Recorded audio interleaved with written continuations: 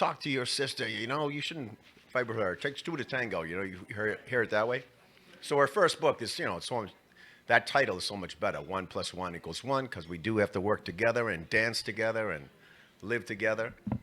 Anyway, but I'm here to introduce her for her second book, which is this posture book, which I have not read. I just picked up my copy, and I opened it up, and I said, okay, I'm just going to see what's in that first thing. So I opened up to this page, and this is what it says. So you guys got to do this with me.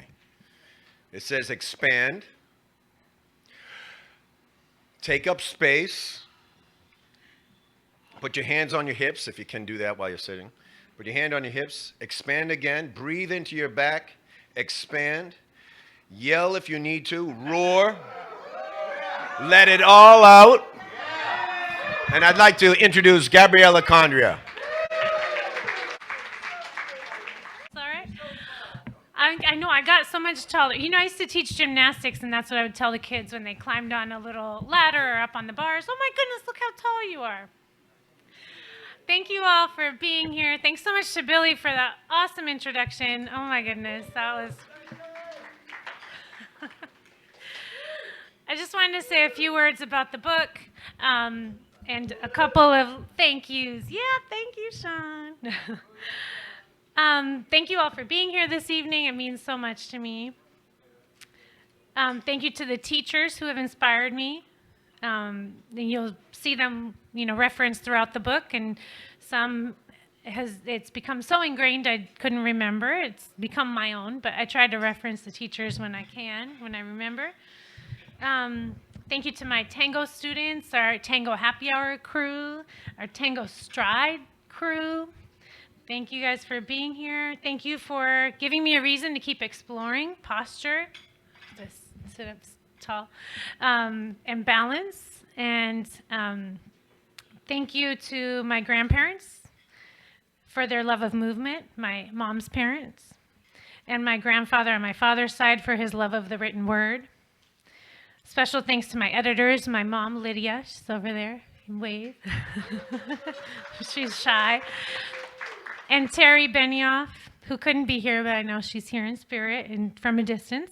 My study buddy, Erica, my accountability partner, Kevin, Sammy Wonder for the empowered energy, inspiration. And I've been taking notes for this book for years.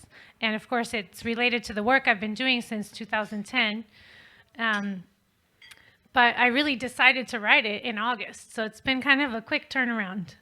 Thanks also to Walid and Harissa for having us here, and to Lori for taking such good care of all of us.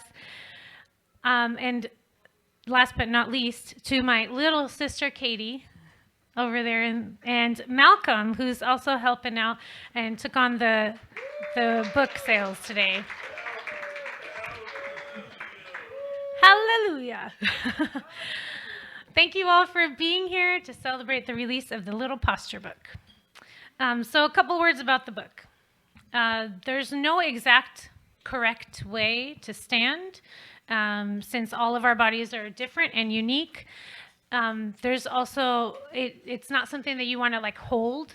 Posture, I think, isn't static. It's dynamic, like my notes. Okay.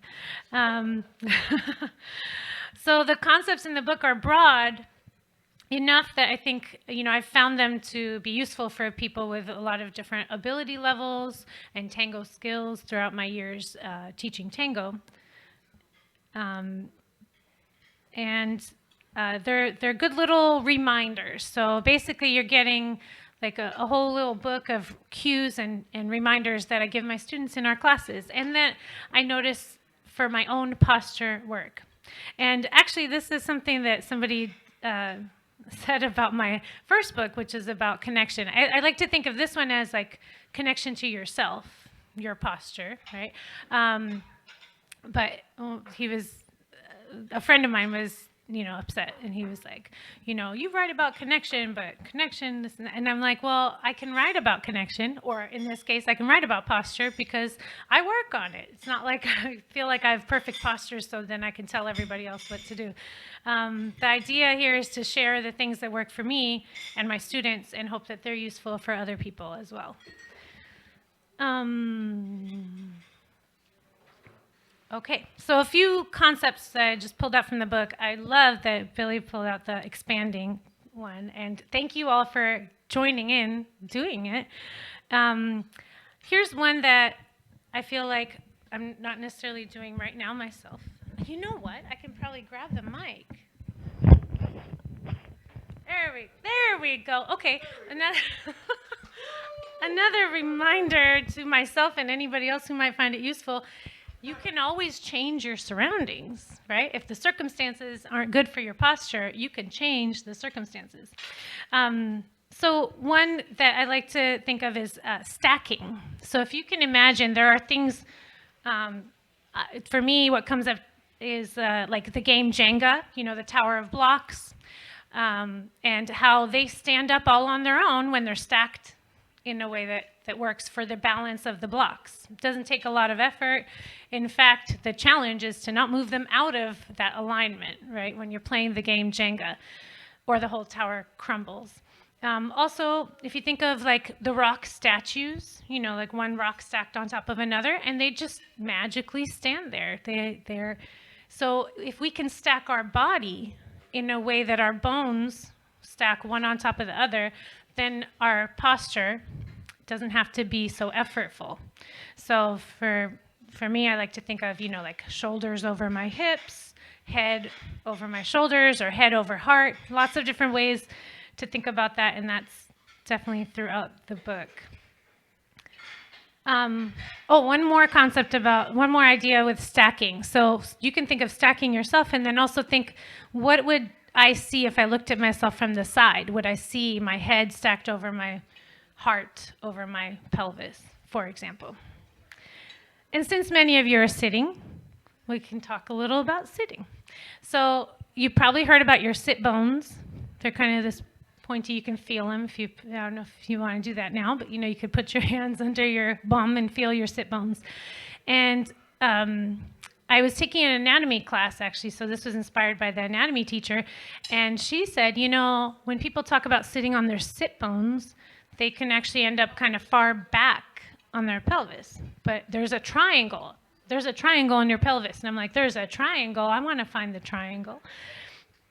So she said that if you actually go a little forward from your sit bones, there's kind of a flat area in the bones of your pelvis. I don't remember the technical terms, but they're in the book, so you could even look it up if you wanted to get an image. But if you try this with me, you can find your sit bones. You can sit on your sit bones, sit further back than your sit bones.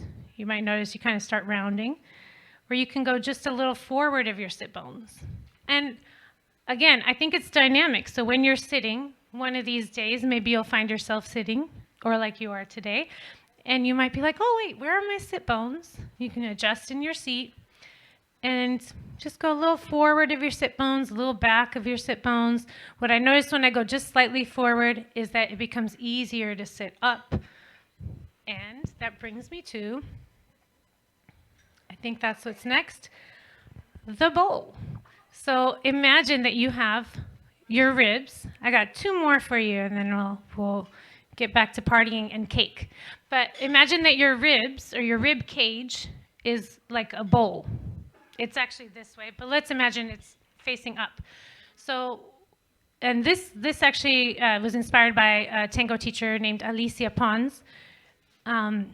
If you think about your rib cage, if you lean forward, you might spill whatever. If you had something, what do we have in our bowl, Gus? Soup. Sometimes you put some sauce in there. What do you call it? The tango stride sauce. But you could put soup too. Gus is into culinary arts. So imagine you have some liquid in this bowl. If you tipped forward, you would spill it forward. If you tipped too far back, it would spill backwards. So we want to try to keep it level. Ah, look at you. Yeah, nice. So keeping your bowl level, and you might notice that it's kind of related to the hips, to the pelvis and the sit bones. But anyway, not to get too far into that, I want to make sure we get to the ribs, because another thing Gus often says when we talk about ribs is, I like ribs. Yeah, cordon ribs. Okay, just two more for you. So another one that is definitely something I use often for my students, and I need to remember myself, is eyes on the prize. This was inspired by another tango teacher named Susanna Miller, and Deanna actually just reminded me the other day, we were talking about it, and how subtle it can be if you just look down a little bit. In a tango embrace, your partner can feel it. But I think that if we expand that to life, you know, the way that we carry ourselves can be felt by the people around us and can impact the interactions that we have with the world around us. And so just a subtle shift from eyes slightly downward to straight ahead, eyes on the prize or eyes on the horizon, can make a world of difference to how you feel and how people respond to you. Okay. Last but not least, we often talk about our crown in our classes. And the idea of the crown was actually inspired by Mariana Dragone, another tango teacher. Obviously, a lot of my inspiration comes from tango teachers. But imagine, and you can all do this with me if you'd like, imagine that you have a crown on your head. You can take your crown and put it on your head. And you don't want this crown to tip off your head, forward, backward, to one side, or the other. So how do you align your body so that your crown stays on your head? And actually, I was driving over here. I made these cakes with a lot of love and kind of a mess in the kitchen. But they were in the trunk, and I didn't want to, like, you know, it's like baby on board, right? Like, I did not want to ruin the cakes before they got here. So I noticed that I adjusted the whole way that I was driving in order to get the cakes here safely. Maybe a little slower than I'd usually go. And so if you have this crown on your head, how would you adjust your posture and the way that you're moving to keep the crown from falling off your head? So in our classes, we'll even just say like, hey, crown. And people know, okay, crown on my head, right? So a couple of just shout outs to some of our Tango Stride students. And one of our students, Steve, he'll actually do like we just did, put the crown on his head, and he'll be like, I have a crown on my head. And it's a great reminder for everybody, me included. I'm like, oh yeah, I have to put a crown on my head too. Joni came to class with her crown when class a while back. We gotta get her to bring it back again. But it's a great reminder, you know, of how hard our students work, and also, you know, that like you don't want to hide any part of you, right? And when you put that crown on your head and you stand tall and proud, then we get to see you better. Make sure I'm not missing anybody with the crown. Oh, and another student, Ellie, she's also in one of our Tango Stride classes. Her sister came to visit just one time and was just hanging out watching the class. And by the end, she was saying to everybody, crown, crown, crown. And we were all, okay. And I keep thinking of more Tango Stride students because you guys inspire me so much. All my students do. But this one definitely had to make it into the book. So another student, Ron, who's actually our keynote speaker at our soiree this year, that he said to me one day, he said, well, you wouldn't let me slouch. And I wouldn't let you slouch. And I thought, you know, Ron, I think you're right. Friends don't let friends slouch. And so I've actually even had a couple people tell me that they've read the book and then reminded their friends, you know, about standing a little taller or some concept from the book. So my hope is that it's useful for you, for many people, you know, and I'd love to hear your thoughts when you do get a chance to read it. And I just want to end with the idea that, I think I said this a little earlier, but that I think posture is a dance. It's a subtle dance within your body. It's not static. Like if you hold anything for long enough, it won't feel good. So it's not like you get perfect posture and then just hold that and hold your breath, and you know, that won't last for long, right? Or you'll feel it. So you want to keep kind of dancing in your body, adjusting to the circumstances around you. And Sean, if you could help me out with this one, keep boogieing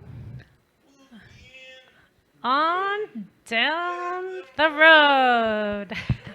Thank you, everybody. Let's eat cake.